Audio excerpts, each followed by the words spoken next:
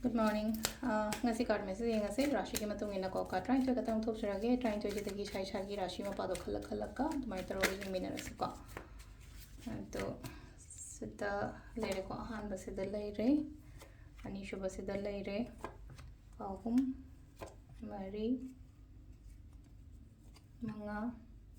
taruk taret pan mapan tara Taramathoi,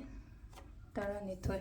Sida lere ko card message se khoi han ba yenga se hama mesh rashi ko mesh rashi gi ne kari message no hotna ka tapa matam oina oibadong hajiga sikse ko ngasi harasne ko shuba nomba le pa yade ko brisha rashi gi oina se le chokot padi dum piri ko ngasi ne me dum thaba inkhang to matam ne chokot pa piri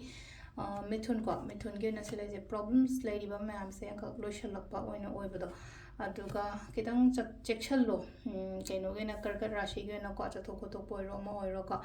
aduga singha rashi ko positive oibi ba isha se positive oyo aduga hope haidare ko hai e pharakani da yarakani da hai bagi maina asha gumba thambi ba singha rashi ko putung chaba gumba kai gumba khara dum makhal la pa maina piri ko simalere aduga next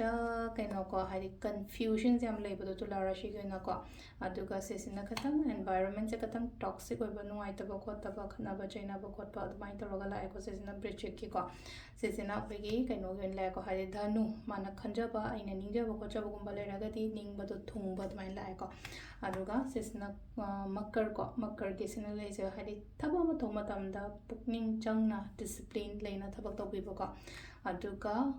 kumbarashi kai kai no aina chat ke tauge kaina khaliba ma'am da tawbi ba ko last ki minna ko wakhan nungaina layo afaba dum lakani ko adu sidana hoi gi rashi gi matungina tarot card reading ma'am. Thank you.